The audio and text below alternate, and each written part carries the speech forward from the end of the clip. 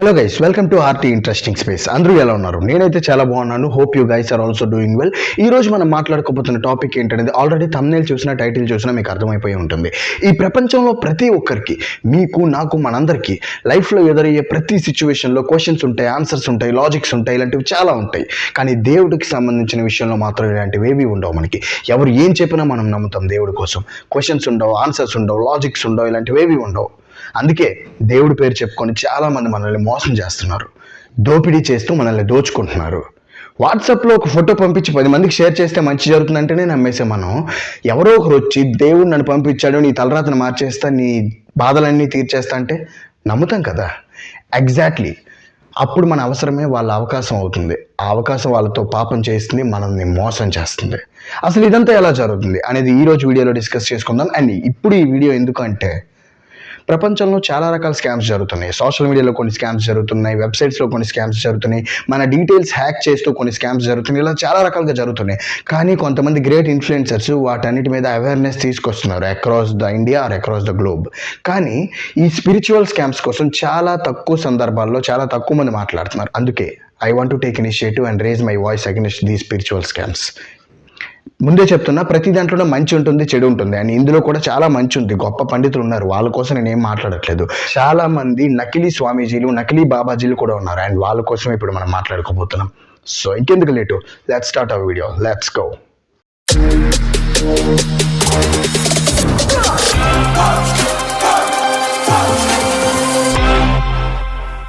మనం ఎక్కడికైనా బయటకు నడుచుకుంటూ వెళ్ళినప్పుడు సడన్గా ఎవరో ఒకరు వస్తారు. నీ జీవితంలో ఉన్న సమస్యలు ఏంటో నాకు తెలుసు, దేవుడు నన్ను పంపించాడు, అవన్నిటిని నేను తీర్చేస్తా అని చెప్పి.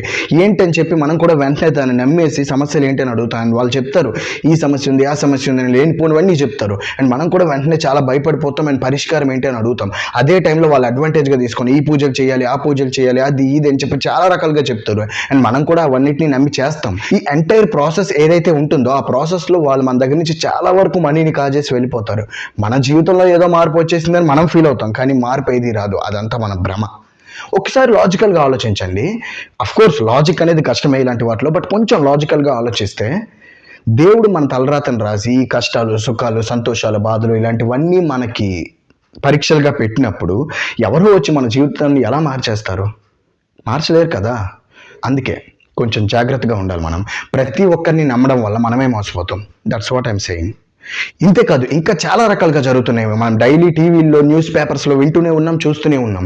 పూజ చేయడానికని వెళ్ళి ఇంట్లో డబ్బులు, నగలు దొంగలించిన నకిలీ స్వామీజీ, ఊర్లో ప్రజలందరినీ తప్పుదోవ పట్టించి వాళ్ళందరినీ నమ్మించి మోసం చేసిన నకిలీ బాబాజీ, ఇలా చాలా రకాల వార్తలు మనం వింటూనే ఉన్నాం. వీళ్ళందరి దగ్గర మనం చాలా జాగ్రత్తగా ఉండాలి. ఇప్పుడు వీళ్ళు బాగా యూజ్ చేస్తున్న ఒక ప్లాట్ఫామ్ ఏంటో తెలుసా? Social media. ఈ మోడర్న్ ఎరాలో సోషల్ మీడియా చిన్నపిల్లల దగ్గర నుంచి పెద్దవాళ్ళ దాకా అందరి దగ్గర ఉంటుంది. అందుకని ఈ సోషల్ మీడియాలో కనుక వీళ్ళు పెట్టిన వీడియోస్ ద్వారా కానీ, ఫొటోస్ ద్వారా కానీ మనం నమ్మగలిగితే, మన నమ్మకాన్ని గ్రాప్ చేయగలిగితే అది వాళ్ళకి చాలా యూజ్ అవుతుందని వాళ్ళు అనుకుంటారు. మనం కూడా వెంటనే ఇలాంటి వీడియోస్ కానీ, పోస్ట్స్ కానీ మన సోషల్ మీడియా ఫీడ్స్లోకి వస్తే నమ్మేయకుండా ఫస్ట్ ఎంక్వైరీ చేసి ఆ తర్వాత ప్రొసీడ్ అవ్వడం బెటర్. అఫ్కోర్స్ అందరూ మోసం చేస్తారని నేను చెప్పట్లేదు, కానీ మోసాలు కూడా జరుగుతున్నాయి కదా. That's what I'm saying. And మీరు అనుకోవచ్చు, పర్టికులర్గా ఒక ఇన్సిడెంట్ చెప్పట్లేదు, టాపిక్ని జనరలైజ్ చేసి చెప్తున్నాం అని చెప్పి. ఎస్, నేను జనరలైజ్ చేసి చెప్తున్నా. ఎందుకంటే ఎన్ని ఇన్సిడెంట్స్ చెప్తాం? చాలా చాలా చాలా ఇన్సిడెంట్స్ ఉన్నాయి ఇలాంటి వాటి మీద. అవన్నిటినీ చెప్పలేను కదా, అందుకనే జనరలైజ్ చేసి చెప్తున్నా. అండ్ చివరిగా నేను ఒక మాట చెప్పాలనుకుంటున్నా. దేవుడి మీద మనకున్న నమ్మకం ధైర్యాన్ని పెంచాలి కానీ భయాన్ని కాదు. బలాన్ని పెంచాలి కానీ బలహీనంగా తయారు చేయకూడదు. వచ్చి ఏదో చెప్తే వెంటనే మనం భయపడిపోవడం ఏంటి? దేవుణ్ణి నమ్ముతున్నాం కదా, మనం ధైర్యంగా ఎదుర్కోవాలి కదా ప్రతిదాన్ని. ఎవరో వచ్చి ఏదో చెప్పడం ఏంటి? దానికి మనం భయపడిపోయి పరిష్కారం అడగడం ఏంటి? వాళ్ళు ఇది చేయాలి, అది చేయాలి అని చెప్పడం ఏంటి? అయినా దేవుడు ఏమైనా బిజినెస్ మ్యానా, మనం ఏమైనా క్లయింట్సా? అంటే ఇది చేస్తేనే సమస్య తీరుస్తాడు అని చెప్పడానికి కాదు కదా. మనస్ఫూర్తిగా మన మనసులో ఉన్న కోరికను కోరుకుంటే అది స్వచ్ఛమైనది అయితే దేవుడు ఖచ్చితంగా ఆ కోరికల్ని నెరవేరుస్తాడు. మన మనసులో ఉన్న బాధల్ని, మన జీవితంలో ఉన్న సమస్యల్ని దూరం చేస్తాడు. ఇది అన్ని మతాలకి వర్తిస్తుంది. అంతేగాని ఇలాంటి XYZ పర్సన్స్ వచ్చి ఏదో చెప్తే అది అంతే కాదు. నేను మొదట్లో చెప్పినట్టు అందరి కోసం నేను మాట్లాడట్లేదు. చాలామంది నకిలీ స్వామీజీలు, నకిలీ బాబాజీలు ఉన్నారు. వాళ్ళు ప్రజల్ని మోసం చేస్తున్నారు. అండ్ వాళ్ళ కోసమే నేను మాట్లాడుతున్నాను. అఫ్కోర్స్ కష్టమే నకిలీ ఎవరో, నిజం ఎవరో అనేది కనిపెట్టడం. కానీ ఇలాంటి అవేర్నెస్ వీడియోస్ అనేవి వస్తే ఖచ్చితంగా గుర్తించడం ఈజీ అవుతుంది. వాళ్ళ బిహేవియర్ ఏమైనా కొంచెం తేడాగా ఉంటే అనేది నా ఒపీనియన్. అందుకని ఈ వీడియో చేసా. Hope you guys understand my video context. That's what it is. మీకు కనుక వీడియో నచ్చితే ఖచ్చితంగా లైక్ చేయండి, ఛానల్ని సబ్స్క్రైబ్ చేసుకోండి, అండ్ మీ ఒపీనియన్ని కామెంట్ చేయండి. నేను చూస్తా. ఓకే.